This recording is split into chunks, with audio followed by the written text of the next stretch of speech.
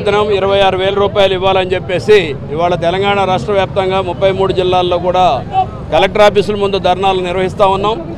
ఇవాళ ఈ రాష్ట్రంలో కనీస వేతనాలు అనేటువంటి సమస్య ఈరోజు సమస్య కాదు. ఇది ఉమ్మడి రాష్ట్రంలో ఉన్నప్పుడు కేవలం 2007లో ఒకసారి సవరించారు కనీస వేతనాలు. 2012 నుంచి అంటే ప్రతి 5 సంవత్సరాలకు ఒకసారి సవరించాల్సినటువంటి కనీస వేతనాలని ఇప్పటి వరకు సవరించకపోవటం వల్ల మొత్తం తెలంగాణ రాష్ట్రంలో ఉన్నటువంటి సుమారు 1 కోటి మంది పైచిలకు కార్మిక వర్గం అంతా కూడా 73 షెడ్యూల్ ఎంప్లాయ్మెంట్స్ పరిధిలో వీళ్ళందరూ పనిచేస్తూ ఉన్నారు. మరి వీళ్ళందరూ తీవ్రమైనటువంటి శ్రమ దోపిడీకి పాల్పడుతూ ఉన్నారు. గతంలో ఉన్నటువంటి పాలకులు గత బీఆర్ఎస్ ప్రభుత్వం కూడా కనీస వేతనాలు పెంచుతామని చెప్పేసి ఆశ చూపి ఫైనల్గా ఒక 5 జీవోలు 18,900 రూపాయలు కనీస వేతనాలు పెంచుతూ జీవోలు ఇచ్చారు. ఆ జీవోల్ని గెజెట్ చేయకముందే యజమాని ప్రతినిధులందరూ కలవటం వల్ల ఆ జీవోలన్నీ కూడా వెనకబోయినటువంటి పరిస్థితి ఉంది. కానీ ఇవాళ తెలంగాణ ప్రభుత్వం మారింది. ఇవాళ కాంగ్రెస్ ప్రభుత్వం అధికారంలోకి వచ్చింది. ఇవాళ మేము అన్ని సమస్యలు పరిష్కారం చేస్తున్నటువంటి రేవంత్ రెడ్డి గారు మరి ఇచ్చిన మాటను నిలబెట్టుకోవాలి. ఇవాళ 73 సంబంధించిన షెడ్యూల్ ఎంప్లాయ్మెంట్స్కి మళ్ళీ ప్రిలిమినరీ నోటిఫికేషన్స్ ఇచ్చారు. ఎంత ఆశ్చర్యకరమైన అంటే ఈ ప్రిలిమినరీ నోటిఫికేషన్లో కేవలం 12,000 రూపాయల వేతనాన్ని పెంచుతూ ఇచ్చారు. అంటే ఇప్పటికే రాష్ట్రంలో పెరిగినటువంటి డిఏ ద్వారా 12,000 రూపాయల వేతనం వస్తుంది. అంటే వాడు 1 రూపాయి కూడా పెంచకుండా వేతనాలు ఇవ్వడం అని అంటే కార్మిక వర్గాన్ని తీవ్రంగా మోసం చేయడం.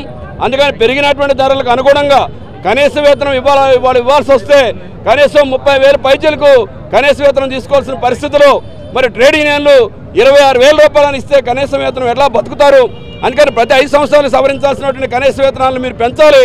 ఇవాళ రాష్ట్రంలో ఎంత దోపిడీకి గురవుతున్నారంటే కార్మిక వర్గం. మేము అనేక పరిశ్రమలు సర్వే చేశాం. ఈ నెల రోజుల పాటు సర్వే చేస్తే ఆశ్చర్యకరమైన విషయాలు బయటకు వస్తూ ఉన్నాయి. అనేక రాష్ట్రాల నుంచి దేశంలో ఉన్నటువంటి ఉత్తరప్రదేశ్, అట్లానే ఛత్తీస్గఢ్, ఇవాళ ఉత్తరాఖండ్, ఒరిస్సా, కలకటా రకరకాల రాష్ట్రాల నుంచి తీసుకొచ్చి కార్మికులు 12 గంటలు 14 గంటలు శ్రమ దోపిడీ చేస్తూ వాళ్ళకి ఇస్తున్న వేతనం ఎంతనంటే కేవలం 12,000 రూపాయలు. అంటే 8 గంటల పాటు రావాల్సినటువంటి వేతనం 12 గంటలు పనిచేస్తూ వాళ్ళు వేతనం ఇస్తున్న పరిస్థితి ఉంది. అనేక లాభాలు గడుస్తున్నటువంటి పరిశ్రమలో కూడా ఈ విధానం జరుగుతుంది. ఇక్కడ పేరుకు లేబర్ డిపార్ట్మెంట్ ఉంటుంది తప్ప ఈ లేబర్ డిపార్ట్మెంట్ లేనాడు కూడా తనిఖీలకు పోతున్న పరిస్థితి లేదు. ఒకవేళ తనిఖీలకు మా ఫోర్స్ తోటి వెళ్ళినా కూడా పైనుంచి వచ్చేటువంటి ఎమ్మెల్యేలు, ఎంపీలు, మినిస్టర్లతోటి ఆ తనిఖీలు ఆగిపోతున్నటువంటి పరిస్థితి ఉంది. అందుకే రాష్ట్రంలో గతంలో 1979లో వలస కార్మికులకు సంబంధించినటువంటి చట్టం ఉంది. ఆ చట్ట ప్రకారం వాళ్ళందరికీ క్వార్టర్స్ నిర్మించి ఇవ్వాలి, వాళ్ళందరికీ వేతనాలు ఇవ్వాలి, వాళ్ళు రానుపోని ఛార్జీలు ఇవ్వాలి, వాళ్ళకి ఇక్కడ మంచి చెడులు అన్నీ చూసుకోవాల్సిన అవసరం ఉంది. అవన్నీ గాల్లో కలిసిపోయినాయి. అందుకని వాళ్ళ తెలంగాణ రాష్ట్ర ప్రభుత్వాన్ని మేము ఒకటే డిమాండ్ చేస్తాం. అంతరాష్ట్ర వలస కార్మికుల చట్టాన్ని పటిష్టంగా అమలు చేయాలి.